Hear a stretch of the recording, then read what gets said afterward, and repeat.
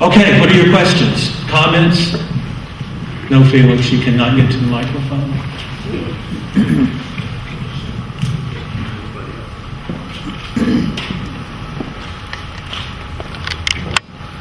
Any questions? Any of you have sympathy for firefighters? You think the process, what do you think? You have now been able to look at it and say, here's firefighting, and here's the reality of firefighting, and it becomes relevant. It is time associated with it. There's great benefit as you look in terms of planning and out there. No reaction? You're such a boring group.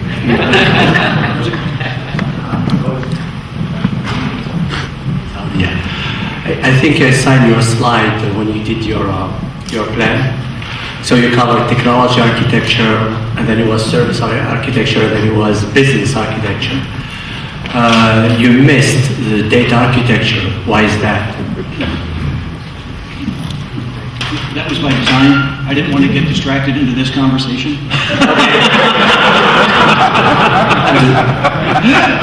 Honestly, that is not a domain that we have expertise in, so we do not focus on it.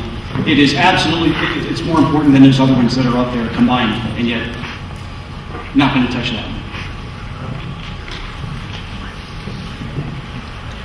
Any other comment, reaction? Yes, sir. We heard earlier, sir, from That was from him earlier, right? Jim Conn about the joint threads and the linkages to the operational architecture of the Army. I was just wondering how that happens. Is that a federation of architectures then among the services? Are you aware of any linkage that may be occurring? Charles, are you still in the room? JF Tom? Okay, here we go. We'll answer.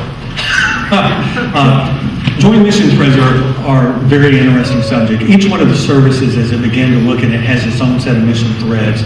You had to bring it up and you said you had to put it in a joint. And so JFCOM went across all the services and looked and said, who has the best process? And let's take the best of breed. The Army had the responsibility of taking 10 of the mission threads, putting them in place. The reaction was, y'all have gone to too great a level of detail and you need to bring it up a level. As we move through this process, I think that there is some value, but here's the difficulty. How easily we say in a data call, I do data calls all the time, but guess what? I don't understand most of what I get. And the reason why is that there is no naming convention that is there. They've used different tools. I've got to get different license to be able to use it to manipulate it. And so I have great difficulty within a data call. And that's why I say at the end of the day, it's about standards. As JFCOM and the joint world begins to work these joint mission threads, part of what we must do and what we're trying to do is to come to a set of standards upon which we can bring them in. Now, JFCOM and U.S. Army architecture, Arcadian environment, JFCOM started out with the Acadian environment. They've now moved to the JCADE environment. Don't ask me what JCADE stands for, I'm not sure. But we have, in fact, done federation pilots with one another and we've been successful. And that's why we believe where others talk about federation, we have actually done it, JFCOM and ourselves, and we're finding ourselves that that's very usable. But it's been very painful because JFCOM had the responsibility of building the joint the big joint capabilities and the standing joint task force. Guess what? Every service had to come in to JFCOM and finger all of their information into the environment. It took months.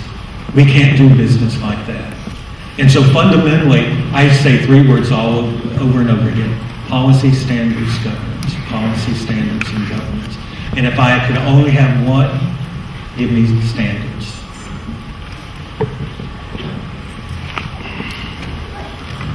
Follow-up? Yes, please. So, as long as Bob gets it. So I understand you've been appointed the Architecture Data Standards Steward. Is that correct? Right. By G6? Yes. Because the CIO G6 is the data czar. for the Army. And so my appointment came from Lieutenant General Sorensen, who is the CIO G6 of the Army, to make me the architecture data steward for the Army. Okay, thank you very much. Thank you very much.